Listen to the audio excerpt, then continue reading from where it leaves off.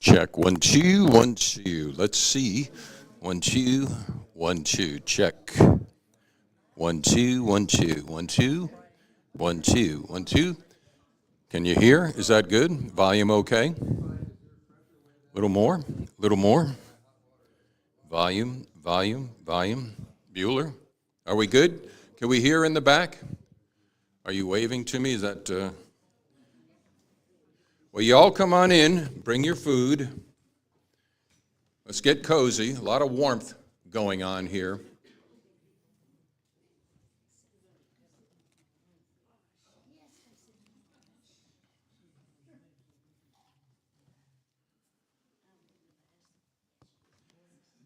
Just as a reminder, we are live streaming this. We're live streaming this, so whatever you say can and will be used against you.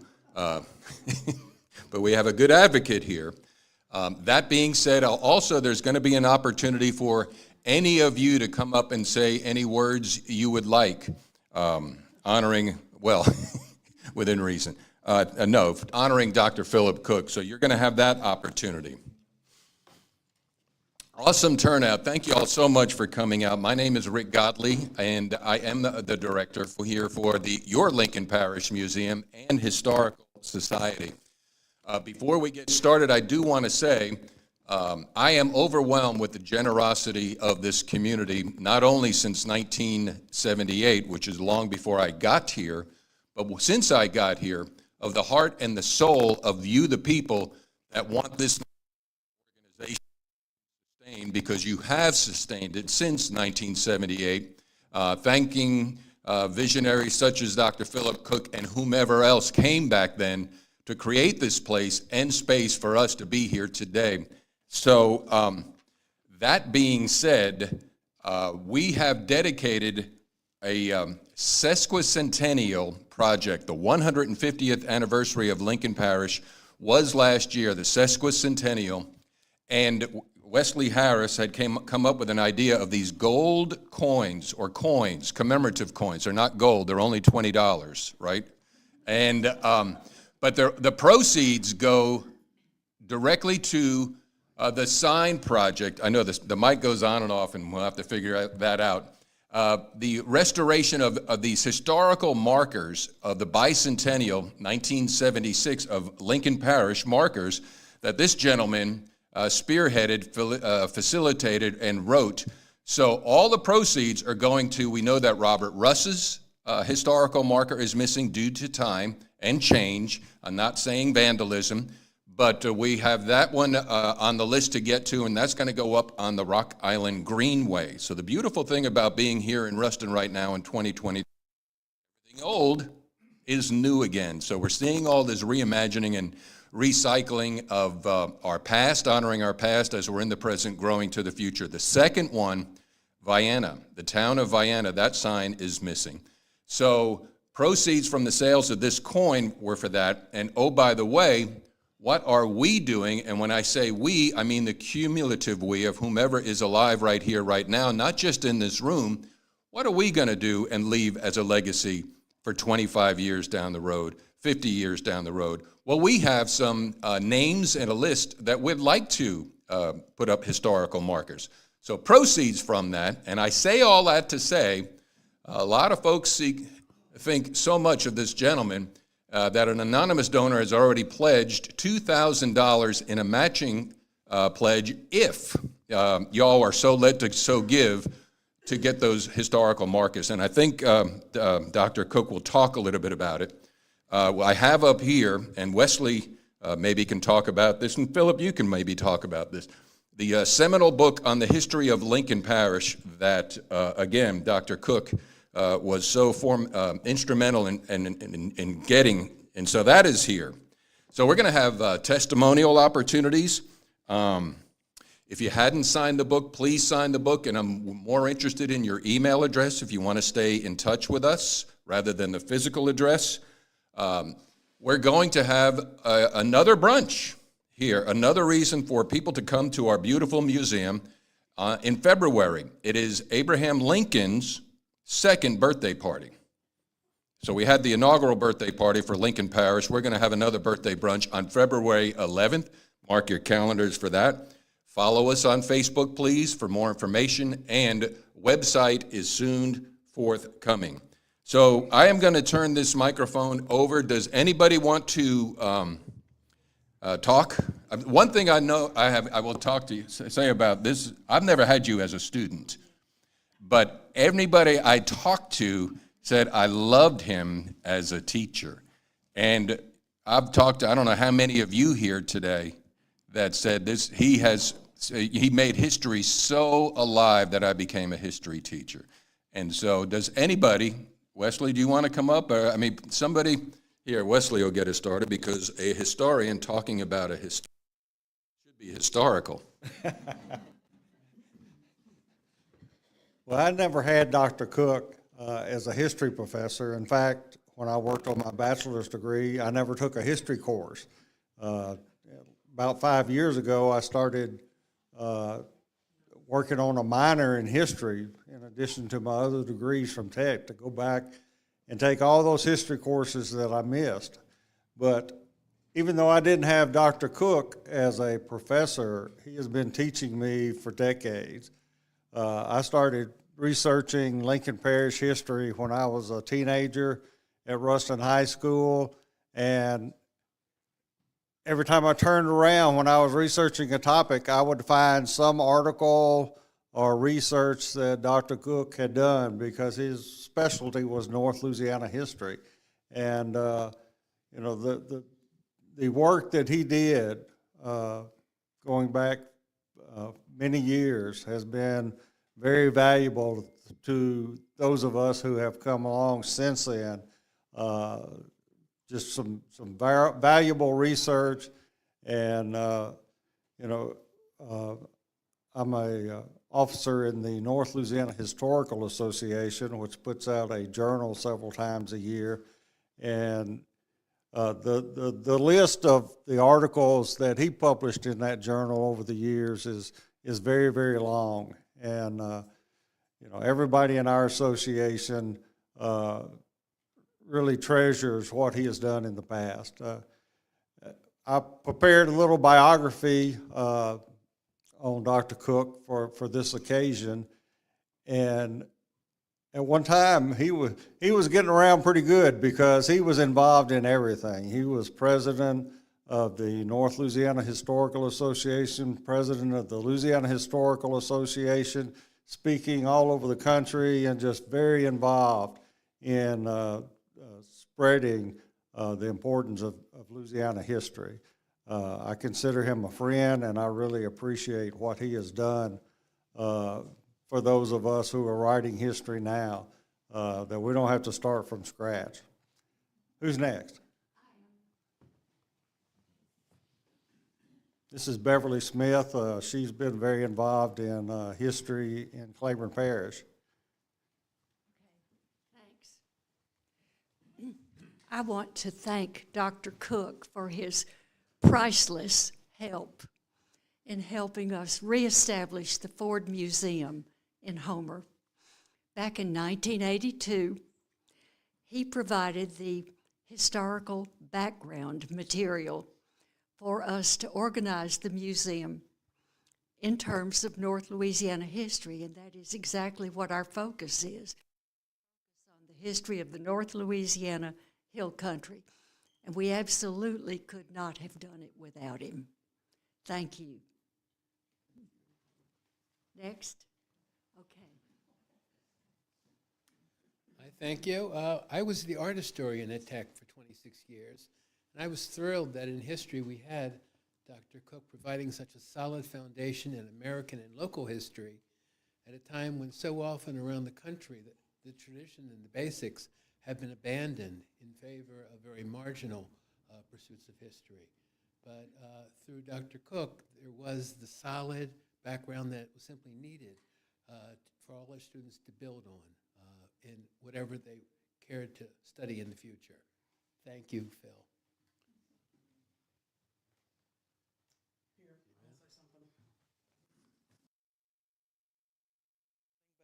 I might be the only one in the room that he did teach. Dr. Cook was one of my history professors when I was at Louisiana Tech University. And I remember sitting there. Now, you know, history's not my wheelhouse. I'm a scientist. But I sat there and was completely overwhelmed with his staggering depth of knowledge. And he never looked at a note. He stood in front of the room. Now, you may have memorized or snuck something in front of us, but we never saw him. He stood in front of the podium, in front of the table, never looked at a note. And he talked the full time we were supposed to be with. We never got out early. And it was unbelievable. I would end up in the classroom one day teaching science. And I always remembered the power of a teacher standing in front of students knowing their stuff.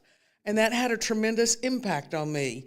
And so for that example, outside of the fact that he just knew his history, and I happen to think, especially at this tender point in my age, we need to know our history. And it's been a joy for me to research my family's history, and I think I go back to experiences in his classroom where we realize the importance of our history.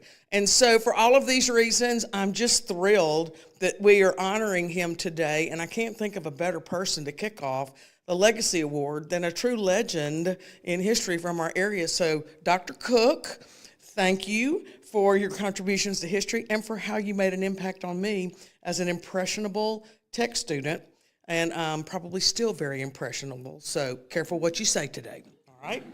Next, Ed.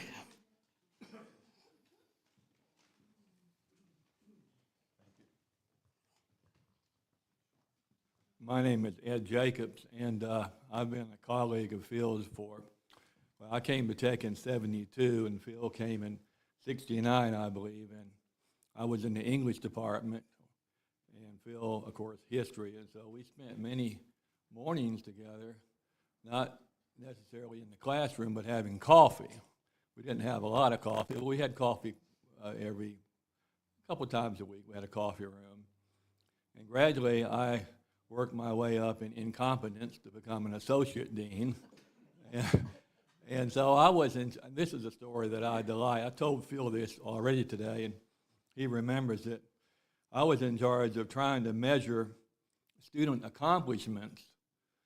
We have a general studies program, and so Tech wanted to see, well, how much in terms of general education had students accomplished after 2 or 3 years, and taking history, of course. And so we had a test that we were going to administer. It was a nationwide test, assessment test, and so we had to get our professors to give us about 10 or 15 minutes of their time at the end of the class so they could take this test. And so I was talking with the history department and a number of other people in arts and sciences, and so I was saying, well, this is what the test is going to be, and we need your time, et cetera. And Phil, you know, doesn't mince words. He said, "Who in the hell thought of this?" And I thought that was so amusing. Of course, I had been in charge of it, so I kind of took the blame for that. It wasn't really me, it was the university. But Phil was such a collegial and delightful person to be around. And I think one of the awards was the McGinney. Were you in the McGinney chair for a while, Phil? Yeah, well, the McGinney chair is probably the most prestigious chair that we have in the College of Liberal Arts, and it was funded by a former history professor, and Phil held that chair as a McGinney professor for a number of years, and so he and the rest of the history department, they earned awards when we had a board of regents to review our programs. History got the top award in one of those reviews. So I just wanted to thank Phil again for all the years of friendship and for that delightful comment, "Who in the hell thought of this?" I always remember that. Thank you. Anyone else? Thanks, Ray. Hi, I'm Susan Roach. I'm a retired folklorist from Louisiana Tech, and I was fortunate to meet Dr. Cook when I first moved back to Ruston from University of Texas, I'd been a history minor at Tech, but that was way before your time. I think you came in or something.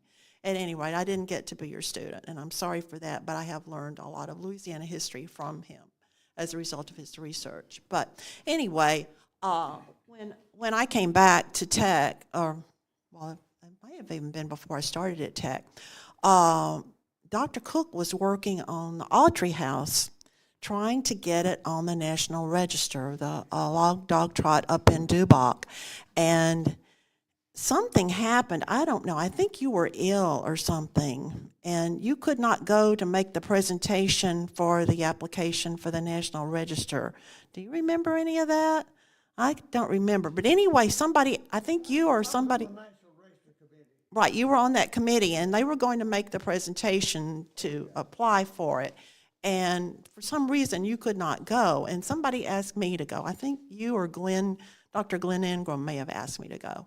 And I'd never done anything like that, and I was terrified. And, we had to write this thing up. And so we did that and got the house on the National Register.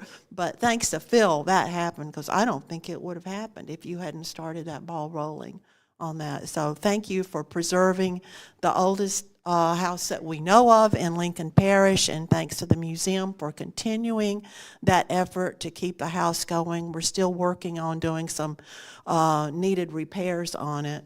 But anyway, Dr. Cook has just been instrumental in doing so much of that sort of thing here in North Louisiana. And North Louisiana needs all of the cheerleaders it can get to, compete with our South Louisiana relative down there. But anyway, I wanted to thank Dr. Cook also for participating in our Tech Oral History project that my students in folklore and oral history did for the last, I think, 5 years I was at Tech. We started it with the Tech Centennial, I guess it was, 125th anniversary of Tech. And so anyway, Dr. Cook was one of the last interviewees that we had in before COVID hit. And he met with one of our Tech history majors who has gone on to get he's getting a master's in history. I think is it South Carolina or Virginia? I forget. Anyway, but anyway, Thomas Strayback interviewed Dr. Cook, and I just wanted to give him his Tech Oral History project with the transcription of his interview, along with the Ruston Leader article that Kathy wrote. So thank you so much for everything you've done for North Louisiana. I really appreciate it. I'll hold on to this and put it right here for you. Anybody else? The magic mic. All right, so without further ado, Doctor, it gives me great honor and pleasure to present to you with the Lincoln Parish Museum and Historical Society, the inaugural Legacy Award, and it says, presented to Dr. Philip Cook, with gratitude for your leadership, love, and passion for the teaching profession, as well as your dedication to the history of both Lincoln Parish and the state of Louisiana. We salute you for your countless hours of volunteer commitment to the Lincoln Parish Museum and Historical Society, dated January 20th, 2024.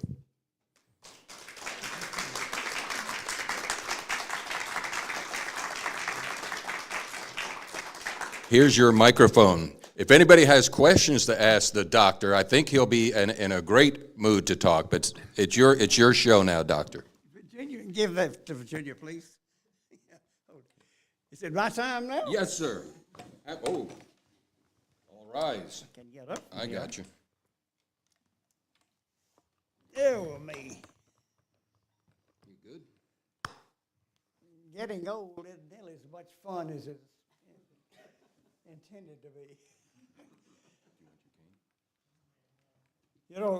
I've come to the conclusion that if you live long enough, something good will happen to you. I celebrated my 90th birthday on Halloween. I don't know whether that means anything or not, but I'm pleased to be here. I'm surprised. I can honestly say I had no idea any of this was in the works. And because of that, I hadn't prepared for anything. So if I don't stay on script, well, it's because I don't have a script. But I want to first start out by saying that I'm one of those lucky people that sort of stumble into a way of life that they could enjoy and make a living at the same time, and not too many things are like that.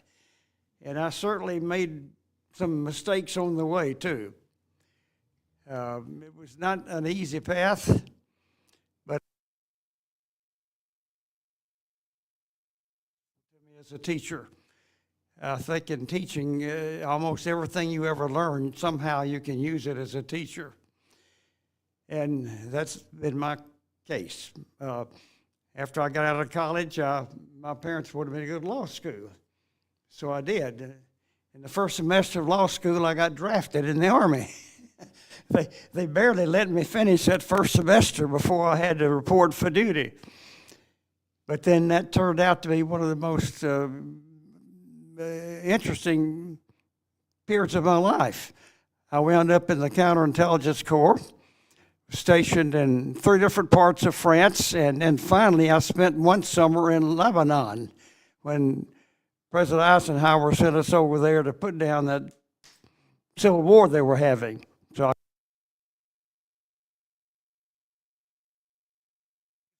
later on, because I was going to come back to law school.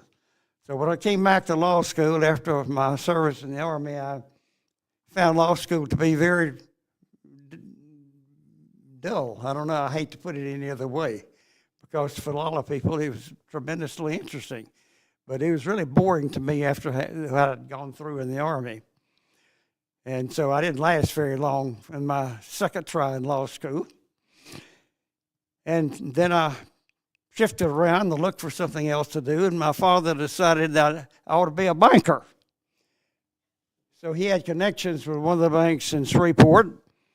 He got me a job at Commercial National Bank, and kind of sat back. They all waited for me to develop an expertise in banking. Well, that didn't happen. I hated banking worse than I did law school. And maybe it's because I never did like math. But in any case, after a year in banking, where's my cane? I need my cane. Need to steady myself. I shouldn't be boring you with all of this, but the vice president of personnel called me in his office after about a year, and in a very fatherly way, he said, "Mr. Cook, we think that you need to look around and see if you can find an occupation that's more suited to your aptitudes." Which I guess it meant you're fired. But anyhow, it was a rather fatherly way, and I appreciated his approach to it.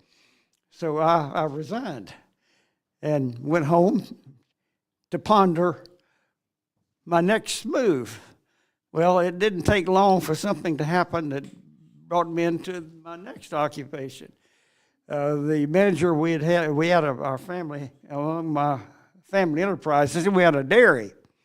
And we bred Jersey cattle, and I enjoyed that very much when I was in high school, showing cows and that sort of thing. Well, in the middle of the night, our herdsman decided that 10 years was long enough for him to milk cows. In the middle of the night, he left and went to California without telling anybody. And so the next morning, I became the manager of the dairy. And it's something I'd always wanted to do anyway. And for the next 2.5 years, I managed our family dairy, and I enjoyed it, but because of the economic situation, there was certainly no future in it, because nobody in the dairy business back in those days ever made any money, and probably still don't today. But I enjoyed it. I loved raising Jersey cattle. But my mother couldn't stand the thought of me milking cows the rest of my life. And she would not leave me alone until I agreed to go back to school. I'd always liked history, and she said, "Why don't you go back to school and get a master's degree in history? You might want to teach it." And I said, well, I never thought about being a teacher before. Well, just about that time, Tech instituted a master's degree in history, and it was in the paper. And she said, why don't you go over to Tech and check out that history program they have there? Well, fortunately, the head of the history department just so happened to be from my hometown, Dr. Garney McGinney. Some of you all might know him. And he knew my very highly of them and was more than happy to help me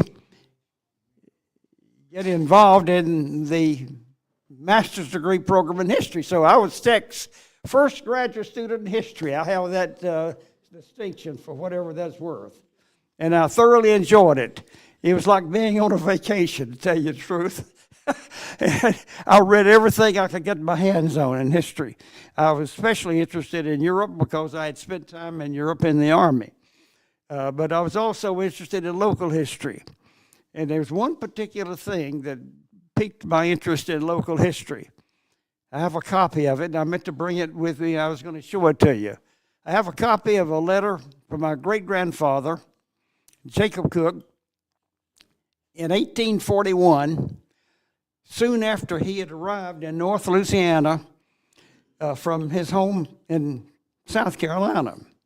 His father had come 3 years earlier in 1838 and had settled in the new town of Mount Lebanon, which was one of the first towns of North Louisiana, which in those days was in the southern part of Claiborne Parish. Well, 3 years later, his youngest son, Jacob, decided to leave home in Carolina and follow him and move west too. This is when everybody was going west, the westward movement.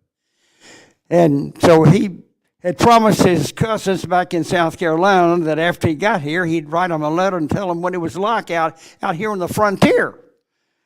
The town he had come to was, as I said, only created in 1838 by a group of families from South Carolina. They called themselves the Carolina Colony. And I always wondered why they did that, but later on I realized that most of the settlers of North Louisiana and Bienville Parish in particular were from Georgia. And it was not a lot of people from South Carolina then. And they were maybe a little too proud of themselves, but they made the distinction between being from South Carolina and Georgia. And that hurt them later on when it got time to locate the courthouse, because the rest of the parish, who were Georgians, ganged up on them and wouldn't let them out of the courthouse. And that's where it should have been, in Mountain Lebanon. But in any case, my great-grandfather followed his father, Philip Cook of South Carolina, over here, and that's how we got here. And I've got a copy of that letter, and it's amazing. He describes the wildlife, what things look like. He talks about the people that have settled in the area and what they were like. It's amazing for an 18-year-old to be able to have that kind of insight when there weren't any public schools or anything like that. I don't know how he got enough education to be able to do that. But in any case, that letter was preserved and sent back to Louisiana, and a great aunt of mine had a copy of it. And when she found out that I was working on a master's degree in history, she gave me that letter. And that created an intense interest on my part of the history of this region around here. And I was especially proud of the fact that I was descended from two people, my great-great-grandfather and my great-grandfather, who were pioneer settlers of what became Bienville Parish in 1848. They were here 10 years before Bienville Parish was even established. Well, in any case, to make a long story short, I'm the fifth generation to grow up in Bienville Parish, to live in Bienville Parish, although I've been here since 1969, but I still have roots there, and my brother still lives there in our home place, raises beef cattle. But in any case, that started my interest in history, local history. And I want to say this. The upper echelons of the history profession tend to look down their nose at local history. They kind of lump it in with genealogy. they say that people interested in local history only care about their families. Well, there's a lot more to that. And I think this museum right here is a good example of it. This museum reflects the culture of this town and this region, and not just the families involved, although it does have things that belong to the early families that settled this area. But in any case, I found myself as a dairy farmer, not expecting to, but I thoroughly enjoyed it. But it was not a very good, very long-term project, because at that time the milk business was being flooded by surpluses from the West Coast, and one couldn't expect to have a comfortable living milking cows. And my mother couldn't stand the thought of me milking cows the rest of my life. And she would not leave me alone until I agreed to go back to school and began to work on a master's degree. And fortunately, Tech had just begun a master's degree in history here. Otherwise, I really don't know where I would have gone or what I would have majored in. So I've had my ups and downs in different areas of, and never expected to be a teacher, much less a college professor. But once I got started on the master's program, I liked it so much, I thought, I would really enjoy doing this the rest of my life. And I'd never even thought about doing it before. Well, Dr. McGinney took me under his wings and decided he was going to help me become a college professor. Just pure luck. If somebody else had been the head of the history department, that would have never happened. Well, he was a good friend of the head of the history department at the University of Georgia. They were both interested in the Civil War and wrote books on the Civil War and Reconstruction. And he got in touch with Dr. Parks at Georgia and told him that he had a graduate student over here that was looking for a program, a PhD program, and wanted to be a teaching assistant, because Dr. McGinney let me teach 1 year here at Tech after I got my master's. I had the promise that I would go on to PhD school after that. And it worked out beautifully. University of Georgia is a wonderful school. My undergraduate degree is from LSU, but I'll have to tell you, my greatest admiration is for the University of Georgia. How about them Bulldogs? It's a nice time to be a Bulldog fan. But anyhow, it was a wonderful department. I couldn't have asked for a better situation. I got to teach one course each quarter and take 2 courses each quarter. And that course I taught paid for my tuition and gave me the further experience of teaching, especially at a large university, and a fine university at that. So in any case, after my period was over there, I wanted to come back and resume teaching at Tech, but there was no opening at Tech at that time. But there was one at ULM, and they wanted somebody that could teach European history as well as Louisiana history. So I had a master's in Louisiana history and a PhD in Louisiana and European history. And so I took the job over there and taught ULM for 2 years. And I'll have to tell you, they had a very fine history department over there. I had a lot of respect for ULM. But then a new position opened up here in Tech, and by that time Dr. McGinney had retired, and Dr. Bill Thompson was head of the department. And I had him when I was working on my master's degree. And he asked me if I'd like to come back and resume my position at Tech, and I told him I sure would. I'd love to, and I did. In 1969, I came back, and I taught from 1969 all the way on. And to make, again, a long story short, and this has been too long, I taught a total of 40 years here at Tech. And I had an experience that a lot of people unfortunately don't have, and that is I loved every bit of it, every minute of it. I would have almost done it for nothing. And I think about that year I spent in banking, counting other people's money day after day after day and having to tolerate the insulting behavior of a lot of our customers.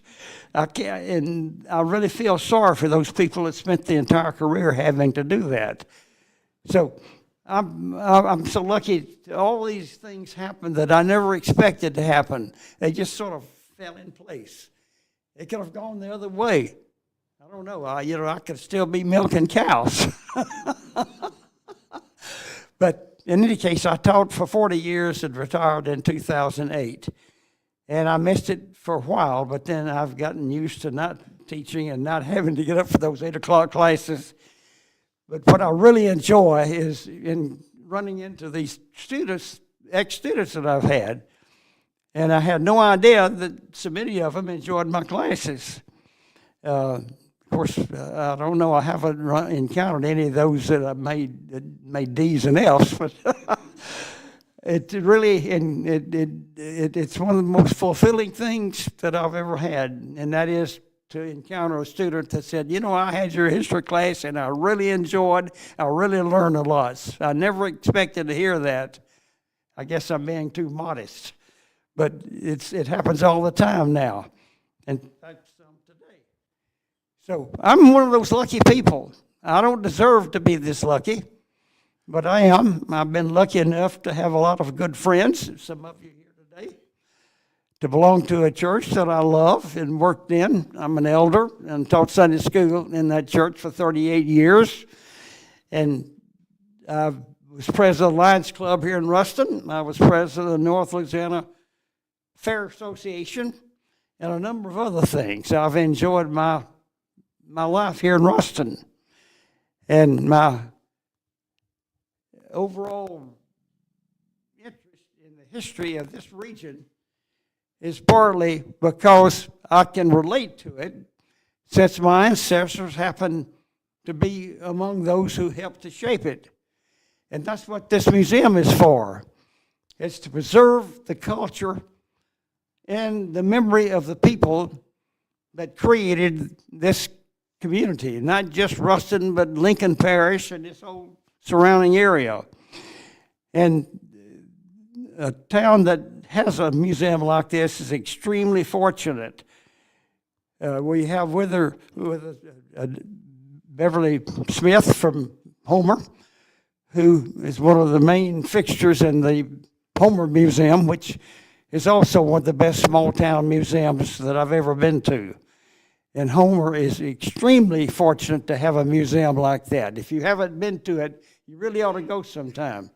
It's a former hotel that's been converted into a two-story museum. Is it 2 or 3 story? 2 story. But it's fascinating, and it reflects North Louisiana in many ways. And I assume it will continue on, too, especially as long as Beverly's around. Well, I've rambled around. I wasn't too sure what I was supposed to talk about because nobody told me. This whole thing's been a total surprise to me. I haven't even seen the newspaper that had the write-up on it. And so I just wanted to let you know that I became a college professor in a very roundabout way, through law school, through banking, through dairy farming, and finally, after all those different other experiences, I literally fell into teaching at the college level. And nobody could have been more fortunate than I with the result, because I don't know what I would change if I had a chance to.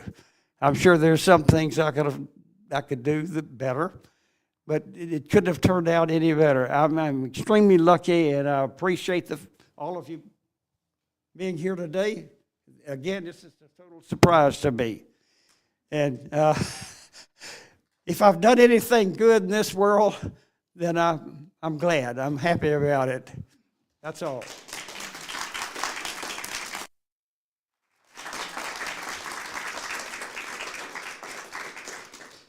Thank you, Dr. Cook.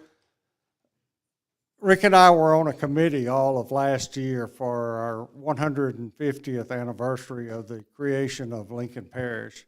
And one of the things that we talked about early on was we needed to leave some kind of legacy behind.